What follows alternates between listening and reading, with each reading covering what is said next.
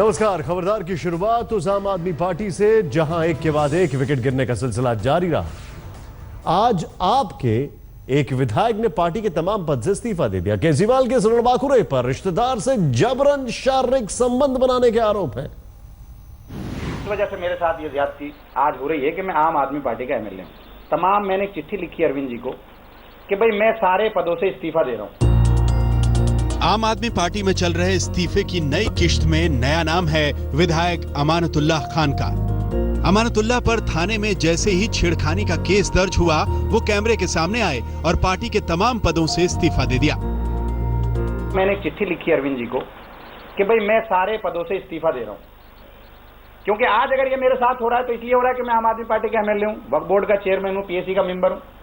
तो एक आम कार्यकर्ता, एक आम आदमी पार्टी कार्यकर्ता की हैसियत से इन लोगों से लड़ूंगा, भ्रष्टाचारियों से लड़ूंगा। हम लोग तो भ्रष्टाचार से लड़ने आए थे, भ्रष्टाचारियों से लड़ने आए थे। आज ये पुलिस का गलत इस्तेमाल, महिलाओं के नाम पर गलत इस्तेमाल ये कर रहे हैं, उससे हम आहत हैं, उससे हम दुखी हैं। आम आदमी पार्टी के सारे पदों से आज हम इस्तीफा दे रहे हैं। अमानतुल्लाह खान ने इस्तीफे के साथ ही मुख्यमंत्री अरविंद केजरीवाल को भी एक खत लिखा। ये दलील दी कि अपने ऊपर लगातार लग रहे आरोपों से वो थक गए हैं और अब आगे इन आरोपों से जूझने की उनमें ताकत नहीं बची। 4 साल से मेरी इस महिला से कोई लेना देना नहीं, मेरे घर नहीं आई, मैं इसके घर नहीं गया, इसने खुद लिख करके दिया, खुद इसका। आज वो उसने कंप्लेन की कि मैंने उसके साथ जबरदस्ती करने की कोशिश की, उसमें एफआईआर दर्ज कर ली गई। मैं ये पूछना चाहता हूं, मैं इस वजह से मेरे साथ ये ज्यादती आज हो रही है कि मैं आम आदमी पार्टी का एमएलए हूं। अमानतुल्लाह पर उनके साले की पत्नी ने छेड़खानी का केस दर्ज कराया था। महिला को धमकी देने के मामले में वो जुलाई में गिरफ्तार भी हुए थे। उन पर भर्ती घोटालों में गड़बड़ी का भी आरोप लगा। अब वो पार्टी से इस्तीफा दे चुके हैं, लेकिन आम आदमी पार्टी की साख को तो उन्होंने बट्टा लगा ही दिया। आज तक ब्यूरो। तो इस पूरे मामले में सबसे बड़ी बात यह है कि क्या है ऐसा आज का मामला जिसको लेकर अमानतुल्लाह खान बाकायदा इस्तीफा देने की नौबत आ गई उनके लिए। हालांकि इस्तीफा उन्होंने अपनी पार्टी को सौंपना चाहिए था स्पीकर को, लेकिन ऐसा नहीं हुआ। खैर, आपको पूरा मामला बताते हैं।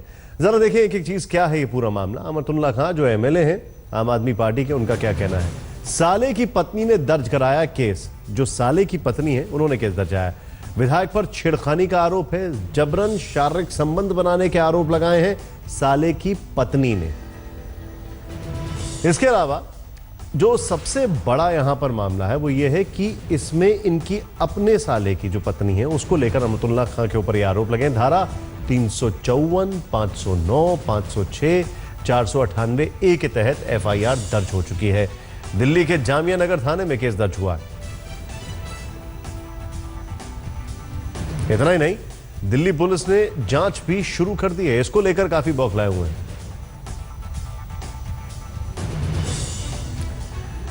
तो यहां पर बड़ा सवाल यह है कि आखिर अमानतुल्लाह खान का यह कहना है कि देखिए जनाब, ऐसा है कि हमारे उनसे कोई संबंध ही नहीं है, हम उनसे बातचीत भी नहीं कर रहे हैं और उन दोनों पति पत्नी में कुछ टकराव चल रहा है, ये ऐसे आरोप लगा रहे हैं। लेकिन अब बात उस कानून के विश्लेषण की जिसके तहत 2 शख्स को तेजाब में डुबोकर मार देने के आरोपी बाहुबली शहाबुद्दीन को जमानत मिल जाती है।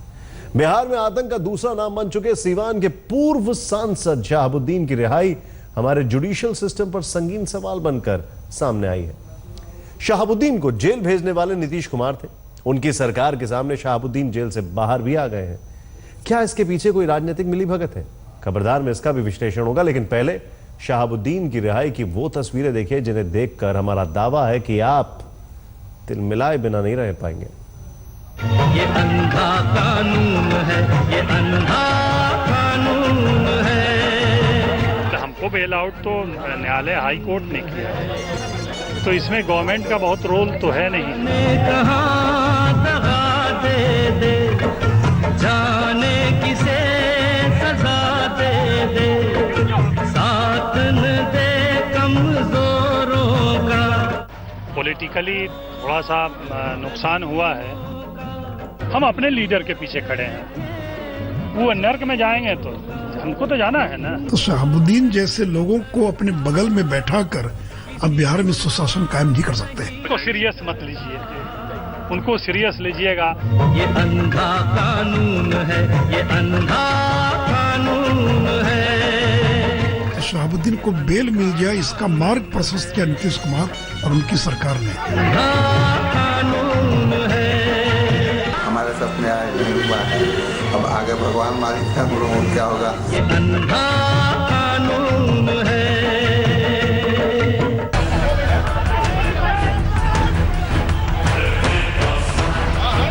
हमको बेल आउट तो न्यायालय हाई कोर्ट ने किया है, तो इसमें गवर्नमेंट का बहुत रोल तो है नहीं।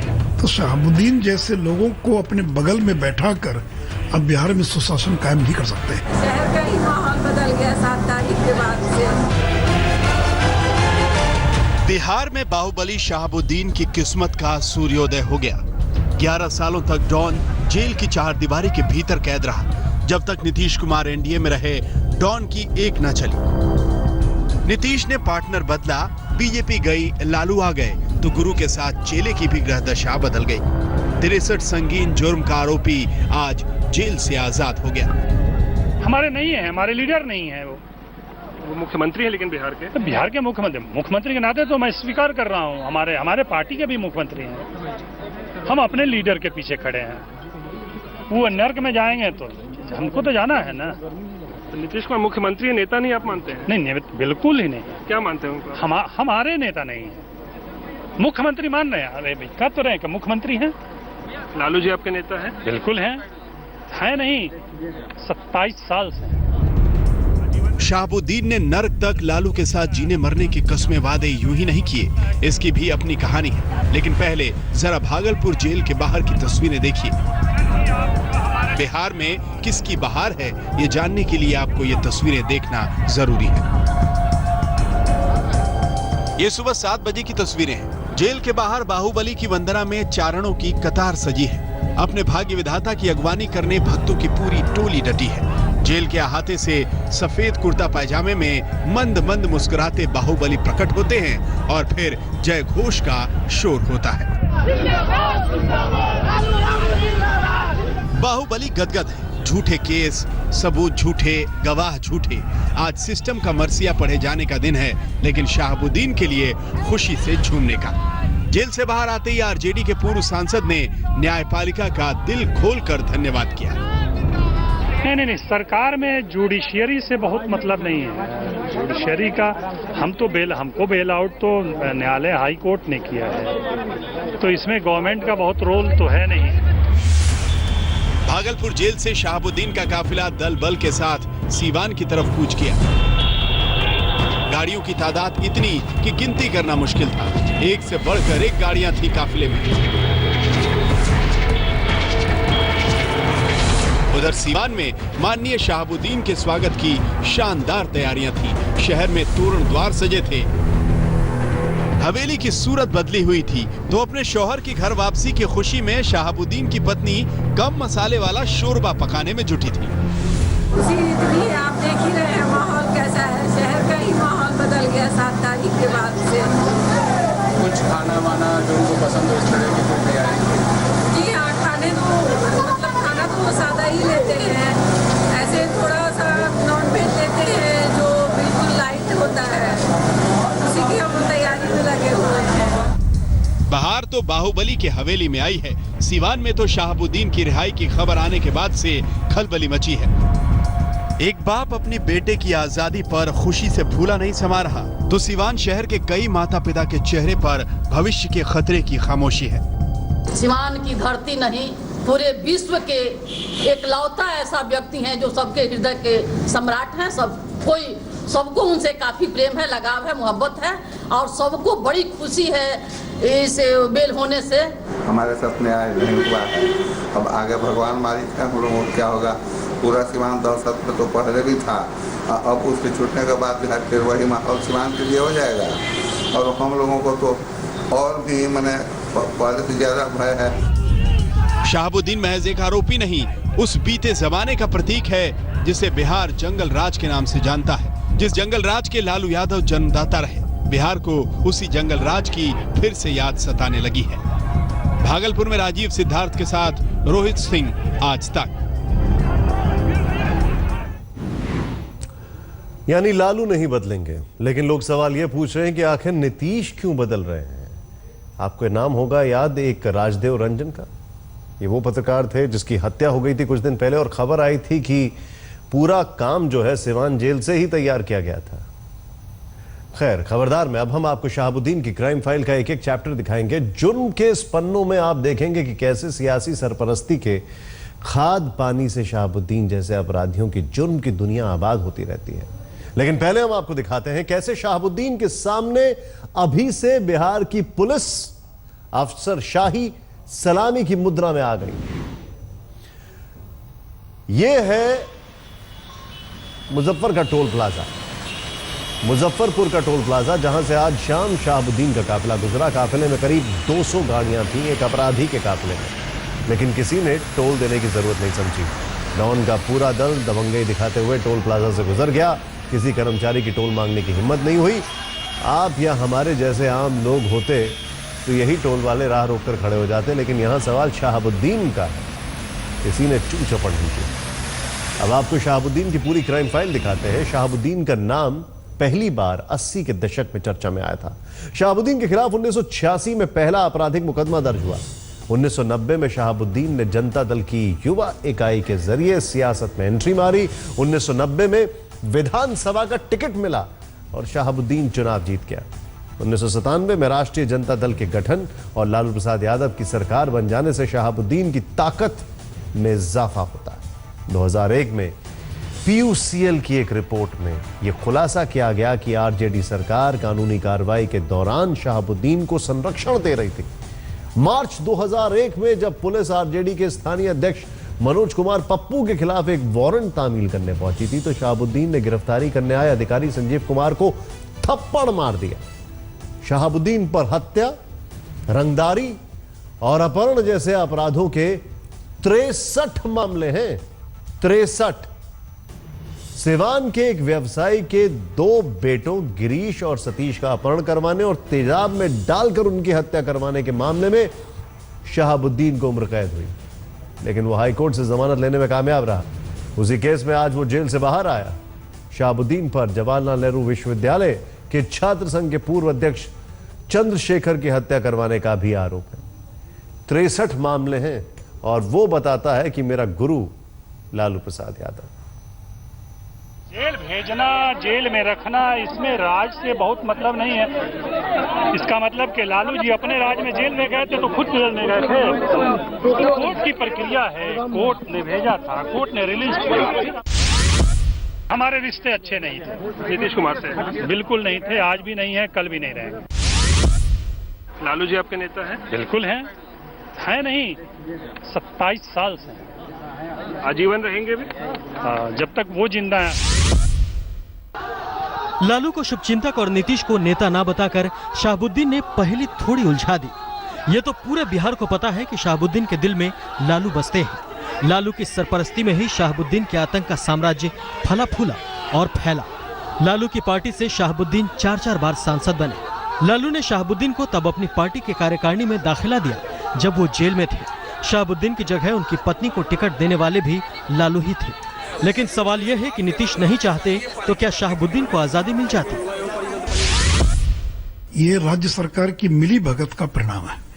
राज्य सरकार ने योजनाबद्ध तरीके से ऐसी स्थिति पैदा कर दिया उनको बेल मिल जाए, क्योंकि फरवरी महीने में ही हाईकोर्ट ने यह कहा था कि राजीव रोशन हत्याकांड की सुनवाई करके और ट्रायल 9 महीने में पूरा किया जाए, और 6 महीने बाद भी ट्रायल प्रारंभ नहीं हुआ और इसी आधार पर हाईकोर्ट ने उनको बेल दे दिया। दूसरा सवाल यह है कि आपने बेहतरीन वकील क्यों नहीं रखा डिफेंस के अंदर? जब शराबबंदी के मामले में दिल्ली से सुप्रीम कोर्ट के टॉप लॉयर्स को आप लाकर और बहस करा सकते हैं, तो शहाबुद्दीन के बेल के मामले में जूनियर बहुत कनिष्ठ लॉ ऑफिसर्स को आपने खड़ा कर दिया। ये नीतीश सरकार को कटघरे में खड़े करने वाले आरोप है, जिसे विपक्ष का रस्मी आरोप बताकर नहीं खारिज किया जा सकता। न ही इसे जुडिशरी का मामला बताकर नीतीश कुमार अपनी जिम्मेदारी से बच सकते हैं। नीतीश से आज जब शहाबुद्दीन की रिहाई पर सवाल पूछा गया तो वो ऐसे कन्नी काट गए जैसे शहाबुद्दीन किसी गली मोहल्ले का छुटभैया अपराधी हो। चलिए, ये सब भी कोई प्रतिक्रिया की चीज है। अरे मेरे लिए सारी बातें महत्वपूर्ण हैं। सब जानते हैं ऐसे मामले में कानूनी लड़ाई सरकार लड़ती है। जीत भी होती है तो सरकार की, हार भी होती है तो सरकार की।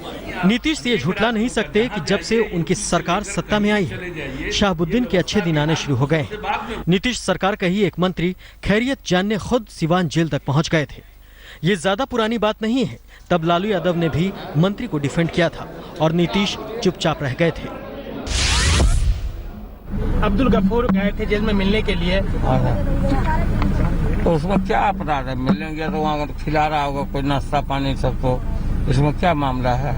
सत्य जगह उसे में और बीजेपी वाले कह रहे हैं कि सब ये बीजेपी का कोई काम रह गया है। हमसे लोग मिलने जाते थे जेल में तो नाश्ता पानी अपना जो मिलने वाला जगह करता था लोग ना, ये तो नॉर्मल कर्सी है किसी।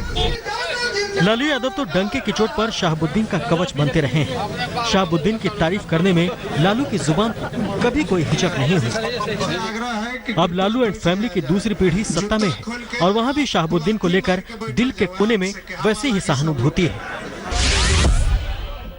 अब आप ये बताइए कि बेल कोई विशेष पार्टी तो देती नहीं है, और जहाँ तक न्यायालय की बात है, अगर सुशील मोदी जी का अगर तर्क देखा जाए ये तो कोर्ट का अवमानना करने का बात है। लालू परिवार के बाहुबली प्रेम से तो पूरा बिहार वाकिफ है। सवाल है कि क्या नीतीश कुमार की सरकार भी उसी रंग में सराबोर हो गई है? वादा था अपराध मुक्त बिहार का, लेकिन यहाँ तो अपराधी मुक्त हो रहे हैं। शहाबुद्दीन ने जिस तरीके से नीतीश कुमार पर तीखा हमला बोला और उन्हें परिस्थितियों का मुख्यमंत्री तक करार दे दिया, इस बयान ने जेडीयू कैंप में खलबली मचा दी है और इस बयान को नीतीश और लालू के बीच पैदा होने वाली पहली दरार के रूप में देखा जा रहा है। कैमरा पर्सन दीपक कुमार और राजीव सिद्धार्थ के साथ रोहित सिंह, भागलपुर, आज तक। कुछ तो मजबूरियां रही होंगी, यूं ही कोई नीतीश कुमार शहाबुद्दीन की रिहाई से अपनी कन्नी नहीं काटते। बड़ी खबर इस वक्त आपको बता दें, भूकंप के झटके महसूस किए गए हैं दिल्ली एनसीआर में। हल्के झटके हैं बताए जा रहे हैं और अब से कुछ ही क्षणों पहले ये झटके महसूस किए गए हैं। जान माल के नुकसान की कोई खबर नहीं है। झज्जर में 4.1 की तीव्रता का भूकंप। दिल्ली एनसीआर में भूकंप के हल्के झटके महसूस होने की खबर है। ज्यादा चिंता का विषय नहीं है क्योंकि ये झज्जर में इसका एपिसेंटर बताया जा रहा है। करीब 4.1 की तीव्रता का भूकंप रोहतक में भी महसूस हुए हैं भूकंप के झटके। लेकिन चिंता का विषय यह है कि क्या ये किसी बड़े खतरे का आगाज है, क्या किसी बड़े खतरे की घंटी है?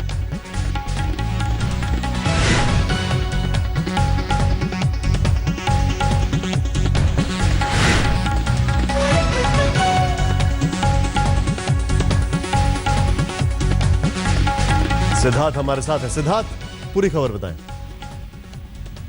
ये जो भूकंप है ये झज्जर में इसका केंद्र रहा है और सबसे बड़ी बात ये है कि ये 8:57 पर जो है ये भूकंप वहां पर शुरू हुआ और इसकी जो तीव्रता है या मैग्नीट्यूड की जो हम बात करते हैं वो 4.1 आंकी गई है रिक्टर स्केल पर। और ये एक हल्की कैटेगरी का भूकंप होता है, तो 4.1 में हम ये कह सकते हैं कि कोई बड़ा नुकसान नहीं हुआ होगा। और सबसे बड़ी बात यह है कि इसको कई इलाकों में महसूस किया गया है। हरियाणा में महसूस किया गया है, दिल्ली से, हरियाणा से सटे दिल्ली के जो इलाके हैं, रोहतक है, उन सारी जगहों पर इसको महसूस किया गया है। और सबसे बड़ी चीज ये है कि ये भूकंप इसकी वजह से ये कहा जा सकता है लोगों में कहीं ना कहीं जो आसपास के इलाके थे उसमें दहशत है। और लेकिन ये जो भूकंप है, जो भूकंप वैज्ञानिक है, उनका कहना है कि इलाके में हल्की कैटेगरी के भूकंप आते रहते हैं और इनसे किसी बड़े नुकसान की संभावना नहीं है। आपने एक चीज बताई, हल्की कैटेगरी के भूकंप आते रहते हैं इस इलाके में।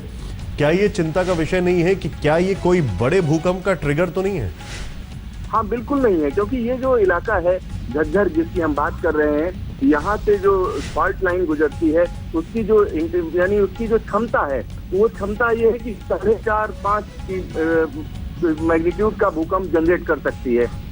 ऐसे में ये भूकंप आते रहते हैं, इस तरह की ट्रिमर एक्टिविटी होती रहती है, तो इसको जो भूकंप है बड़ी चिंता का कारण नहीं मान रहे हैं। तो और दिल्ली की जब हम बात करते हैं भूकंप, बड़े भूकंप की बात करते हैं, तो सबसे बड़ी चिंता हमें हिमालय में होने वाले किसी भूकंप की रहती है। दिल्ली और आसपास के इलाकों में जिस तरीके के फॉल्ट जोन है उसमें बहुत बड़े भूकंप की संभावना ना के बराबर है। जी, शुक्रिया जानकारी के लिए आपका। बात पाकिस्तान की करते हैं। वैसे तो पाकिस्तान की हरकतें उसे इंसानियत का दुश्मन साबित करती हैं, लेकिन आज हम खबरदार में पाकिस्तान के हिंदू विरोधी चेहरे को बेनकाब करेंगे, जहां मुसलमानों के अलावा किसी और धर्म के लोगों के लिए कोई जगह नहीं है।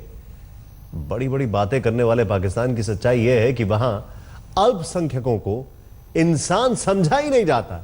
पाकिस्तान सरकार और पाकिस्तान पुलिस के लिए वहां के हिंदू किसी जानवर की तरह हैं जिन पर जुल्म ढाने में पाकिस्तान अपनी शान समझता है। पाकिस्तानी हिंदू लड़कियों के साथ बलात्कार और जबरन धर्म परिवर्तन की खबरें पाकिस्तानी मीडिया में आए दिन देखने को मिलती हैं, लेकिन पाकिस्तान की सरकार और सिस्टम पाकिस्तानी हिंदू लड़कियों का मददगार बनने के बजाय आरोपियों को ही महिमा मंडित करता है। पाकिस्तान में हिंदू लड़की होना कितना बड़ा गुनाह है, इसके कुछ उदाहरण हम आपको बताते हैं। पाकिस्तान की संस्था Movement for Solidarity and Peace के मुताबिक पाकिस्तान में हर साल 300 हिंदू लड़कियों का अपहरण कर लिया जाता है। अगवा होने वाली ज्यादातर हिंदू लड़कियों की उम्र सिर्फ 12 से 15 साल की होती है। रिपोर्ट के मुताबिक अपहरण करने के बाद हिंदू लड़कियों की जबरदस्ती शादी करवाकर उनसे इस्लाम कबूलवाया जाता है। पाकिस्तान में 74% हिंदू महिलाएं यौन शोषण का शिकार होती हैं। ये तो आधिकारिक आंकड़े हैं, सच्चाई इससे कहीं ज्यादा भयावह है, क्योंकि पाकिस्तान में हिंदू होना एक गुनाह है। पाकिस्तानी हिंदू इस गुनाह की सजा भुगत रहे हैं, खासकर हिंदू लड़कियां। यह पाकिस्तान का धर्मी चेहरा है जिसका नकाब आज हम उतार रहे हैं। बात है जब मियां मिट्टू के गुंडों ने मेरी बहन के घर में दाखिल होकर मेरी भांजी को उठाया था। मीरपुर मातों की पुलिस हमारी FIR काटने के लिए तैयार नहीं। सच तो यही है कि पाकिस्तान में हिंदू होना गुनाह है और हिंदू लड़कियों के लिए तो पाकिस्तान नर्क है। हिंदू लड़की कुंवारी हो या शादीशुदा, पाकिस्तान में उसकी इज्जत से कभी भी खिलवाड़ हो सकता है। उन्हें अगवा करके बलात्कार किया जा सकता है और जबरन धर्म परिवर्तन करके उनकी जिंदगी बर्बाद की जा सकती है। हिंदू लड़कियों के साथ ये सब करना पाकिस्तान में धर्म के ठेकेदार अपना जन्म सिद्ध अधिकार समझते हैं। पाकिस्तान में हिंदू लड़कियों का अगवा हो, उनका रेप हो या ज़बरदस्ती शादी हो, ये नॉर्मल रूटीन की बात है। हम समझते हैं ये भी वो कंस्पायरेसी है जो 1947 से लेकर अब तक जारी है, जिसमें यही उनकी सोच है, यही उनके विचार हैं कि पाकिस्तान में से हिंदू को निकाला जाए और ये एक only and only Islamic country इसको बनाया जाए। पाकिस्तानी हिंदू लड़की अनिला बागरी सिंध प्रांत में रहती है। उन्होंने पाकिस्तान की हिंदू लड़की होने का दर्द झेला है। अनिला बागरी को कुछ दिन पहले पुलिस वालों ने अगवा कर लिया। फिर पाकिस्तान की पुलिस ने उसे जफर मसूरी नाम के शख्स को 50,000 रुपए में बेच दिया, जिसने अनिला का जबरन धर्म परिवर्तन कराकर उससे निकाह कर लिया। गुज़श्ता 27 अगस्त को मीरपुर माथेरो पुलिस, जो कि डिस्ट्रिक्ट कोर्ट की सिंध का हिस्सा है, वहाँ पर उन्होंने एक बच्ची को पकड़ा जिसकी उम्र 20 साल तक बताई जाती है, अनिला बागड़ी हिंदू बच्ची। उसको गिरफ्तार करने के बाद 50,000 में जफर मशहूरी नाम के एक बंदे के हाथों उसको बेचा गया। उसने उसको मुसलमान किया जबरन और उससे शादी कर दी और निकाहनामा ऐसा बना हुआ है जिस पर किसी भी गवाह, किसी की भी वसा की कोई दस्तखत नहीं है, मगर वो हो चुकी है। और जब ये बात यहाँ पर एक मीडिया में आई और वसा ने एहतजाज किया तो SSP घोटकी ने उस हेड मुंशी जो पुलिस का था उसको मुअत्तल तो किया, मगर क्योंकि यहाँ पर किसी भी हिंदू औरत को जबरन ही मुसलमान करने के बाद उसके वापसी का कोई रास्ता नहीं होता, तो वो लड़की आज तक उसी जफर मशहूरी के पास है। अनिला जैसी न जाने कितनी हिंदू लड़कियां पाकिस्तान के अधर्म का शिकार बनती हैं। साल 2012 में रिंकल कुमारी के साथ भी यही हुआ, जब उसे अगवा करके इस्लाम कबूल करवाया गया, फिर उसका जबरदस्ती निकाह करवा दिया गया। इस मामले में पूरी दुनिया में पाकिस्तान की थू-थू हुई।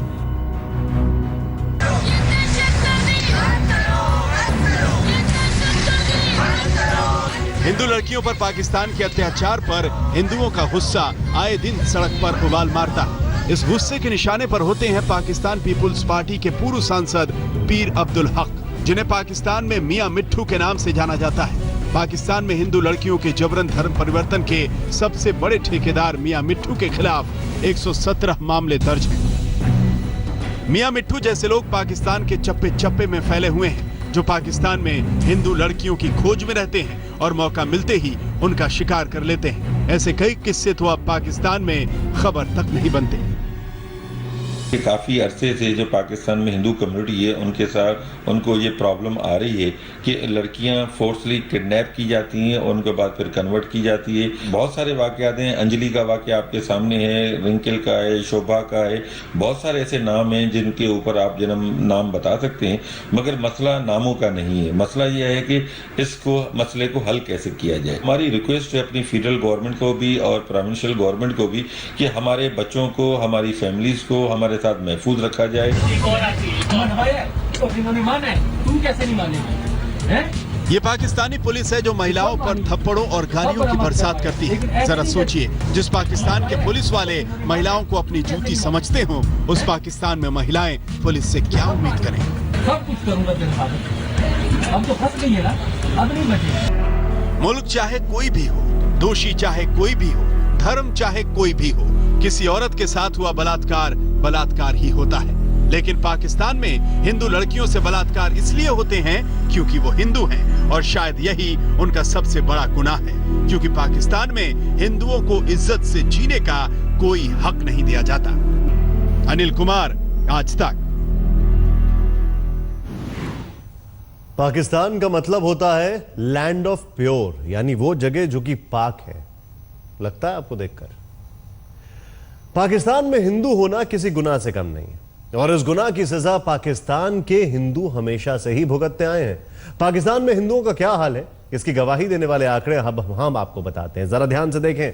1951 में पाकिस्तान की पहली जनगणना में हिंदू आबादी 22% थी। अच्छा खासा 22%, जो कि 1998 में घटकर सिर्फ 101.6% रह गई, 1.5% से थोड़ा सा ज्यादा। यहां पर हम आपको यह भी बता दें कि पाकिस्तान में वर्ष 1998 के बाद से कोई जनगणना हुई नहीं है। पाकिस्तान हिंदू काउंसिल के मुताबिक इस वक्त पाकिस्तान में 70 लाख हिंदू हैं, जिनमें ज्यादातर सिंध प्रांत में रहते हैं। ह्यूमन राइट्स लॉ नेटवर्क के मुताबिक वर्ष 1965 से अब तक करीब 1,25,000 हिंदू पाकिस्तान से पलायन कर चुके हैं। एक तथ्य यह भी है कि आजादी के वक्त पाकिस्तान में कुल 428 मंदिर थे, जिनमें से अब सिर्फ 26 मंदिर बचे हैं। National Commission for Justice and Peace की रिपोर्ट के मुताबिक पाकिस्तान के स्कूलों में हिंदुओं के खिलाफ नफरत की बातें पढ़ाई जाती हैं। हिंदू मैरिज एक्ट में पिछले 68 साल से पाकिस्तान में पास नहीं हो पाया है। पाकिस्तान में सिविल सर्विसेज में अल्पसंख्यक समुदाय के लोगों का प्रमोशन एक निश्चित सीमा तक ही हो सकता है। पाकिस्तान की सेना में गैर मुस्लिम को कर्नल या फिर उससे ऊपर की रैंक का अफसर नहीं बनाया जाता है। जिस मुल्क का आधार एक धर्म पर टिका है, उस मुल्क में रहने वाले दूसरे धर्म के लोगों का होना कितना बड़ा गुनाह होता है, ये पाकिस्तान की हिंदू आबादी से ज्यादा कोई नहीं जानता होगा, जिनके लिए पाकिस्तान नरकिस्तान बन चुका है। रियो ओलंपिक में पीवी सिंधु के सिल्वर और साक्षी मलिक के ब्रॉन्ज मेडल को पूरे देश ने गोल्ड मेडल की तरह हाथों हाथ लिया, लेकिन देश रियो पैरालंपिक में भारतीय खिलाड़ियों को भूल गया। लेकिन फिर वो हुआ जो रियो ओलंपिक में भारत के 117 खिलाड़ियों का दल नहीं कर पाया। रियो ओलंपिक में भारत के 2 जाबाजों ने एक पैर से ऐसी छलांग लगाई कि इतिहास रच दिया। रियो पैरालंपिक के हाई जंप इवेंट में भारत के मरियप्पन ने गोल्ड मेडल और वरुण भाटी ने ब्रॉन्ज मेडल जीता है। लेकिन इस गुड न्यूज को इतनी तवज्जो नहीं मिली जितनी मिलनी चाहिए थी। लेकिन आज तक ऐसे खुशी के मौके कभी नहीं गवाता। आप में से कई लोगों ने मरियप्पन और वरुण भाटी का नाम पहले कभी नहीं सुना होगा, लेकिन उन्होंने वो किया है जिसे आप कभी भुला नहीं पाएंगे।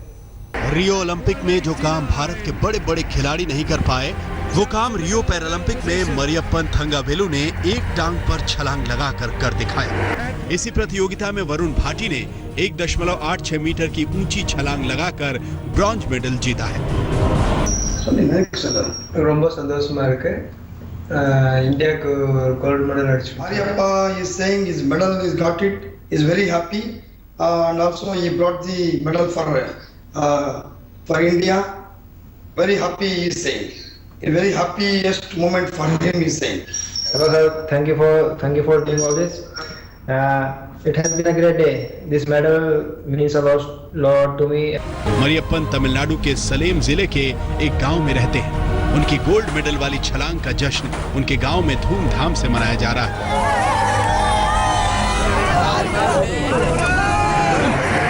मरियप्पन जब 5 साल के थे तब उनके पैर पर बस चढ़ गई थी, लेकिन उन्होंने हौसला नहीं खोया। ओलंपिक तक पहुंचे और एक टांग से ऐसी छलांग लगाई कि चांद ही पा लिया। मरियप्पन और वरुण दोस्त हैं, दोनों एक ही एकेडमी में ट्रेनिंग लेते हैं। उनके कोच भी एक ही हैं। मरियप्पन दुनिया के नंबर 1 हाई जंपर हैं और वरुण नंबर 2। ग्रेटर नोएडा में रहने वाले 21 साल के वरुण का पैर बचपन में ही पोलियो से खराब हो गया था, लेकिन उन्होंने अपना जीवन खराब नहीं होने दिया और वो एक चैंपियन एथलीट बने। खुद ही को कर बुलंद इतना कि हर तकदीर से पहले खुदा खुद बंदे से पूछे, बता तेरी रजा क्या है। मरियप्पन और गौरव ने पैरालंपिक में पदक जीतकर भारतीयों का ध्यान अपनी तरफ खींचा है और अब सरकारें भी दोनों पर मेहरबान हैं। लेकिन शायद ज्यादातर भारतीयों को यह भी जानकारी ना हो कि भारत की तरफ से कितने पैरा एथलीट इस बार पैरालंपिक मेडल में के लिए खेलने गए। लेकिन इसमें आपकी भी ज्यादा गलती नहीं है, क्योंकि सरकार ने ऐसा कोई खास कारनामा नहीं किया जिससे देश में पैरा एथलीट्स को उनके हिस्से का सम्मान दिया जा सके। खैर, ये बात बढ़ेगी तो दूर तक जाएगी, इसलिए इसका जिक्र हम बाद में करेंगे। पहले आपको पैरालंपिक से जुड़ी ऐसी बातें बताते हैं जिन्हें आप शायद पहली बार जानेंगे। भारत ने पहली बार साल 1968 के पैरालंपिक खेलों में हिस्सा लिया था। 1972 के पैरालंपिक में भारत के मुरलीकांत पेटकर ने 50 metre freestyle para swimming में भारत को पहला गोल्ड मेडल जिताया। साल 2004 के एथलीट्स पैरालंपिक में देवेंद्र झझरिया ने भाला फेंक प्रतियोगिता में भारत के लिए दूसरा गोल्ड मेडल जीता था। पैरालंपिक के इतिहास में मरियप्पन गोल्ड मेडल जीतने वाले तीसरे एथलीट हैं और मरियप्पन और गौरव की जीत के बाद पैरालंपिक गेम्स में भारत के मेडल्स की संख्या 10 हो गई है, जिनमें 3 गोल्ड, 3 सिल्वर और 3 ब्रॉन्ज मेडल्स शामिल हैं। इस बार पैरालंपिक में भारत का सबसे बड़ा दल हिस्सा ले रहा है, जिसमें 19 पैरा एथलीट्स हैं, जिसमें कुल 16 पुरुष और 3 महिलाएं एथलीट शामिल हैं। ये athlete archery, athletics, power lifting, swimming और शूटिंग इवेंट में हिस्सा ले रहे हैं। रियो ओलंपिक में देश के लिए मेडल जीतने वाले खिलाड़ियों को खूब सम्मान मिला, वो इस सम्मान के हकदार हैं, लेकिन पैरालंपिक एथलीट्स को उनके हिस्से का सम्मान देना ना तो सरकार अपना फर्ज समझती है और समाज को तो पैरालंपिक की ABCD तक नहीं समझ में आती। ये देश में खेलों का दुर्भाग्य है। टीवी चैनल क्रिकेट मैच दिखाने के लिए BCCI से करोड़ों की डील करने के लिए एड़ी चोटी का जोर लगा देते हैं, लेकिन पैरालंपिक में भारतीय खिलाड़ियों के लाइव मैच दिखाने के लिए भारत का कोई टीवी चैनल तैयार नहीं हुआ। याद कीजिए, ओलंपिक के लिए सचिन तेंदुलकर, AR रहमान और सलमान खान भारतीय दल के ब्रांड एम्बेसडर बनकर रियो पहुंचे, लेकिन पैरालंपिक की बात आते ही सरकार को कोई ऐसा सेलिब्रिटी नहीं मिला जिसे वो भारतीय पैरालंपिक दल का ब्रांड एम्बेसडर बना पाती। इन तमाम नजरअंदाजी के बावजूद हमारे देश के 19 पैरा एथलीट देश के लिए पदक जीतना चाहते हैं, रियो की धरती पर तिरंगा लहराते हुए देखना चाहते हैं। उनकी इच्छा शक्ति किसी भी दूसरे खिलाड़ी से कम नहीं है। उनके हौसले उनकी कमजोरी को खत्म कर देते हैं, लेकिन सिस्टम और समाज की बेरुखी उन्हें तोड़ देती होगी। क्या हम अपने पैरा एथलीट्स को उनके हिस्से का जायज सम्मान भी नहीं दे सकते? यह एक बहुत बड़ा सवाल है और इसी सवाल के साथ खबरदार में आज बस इतना है।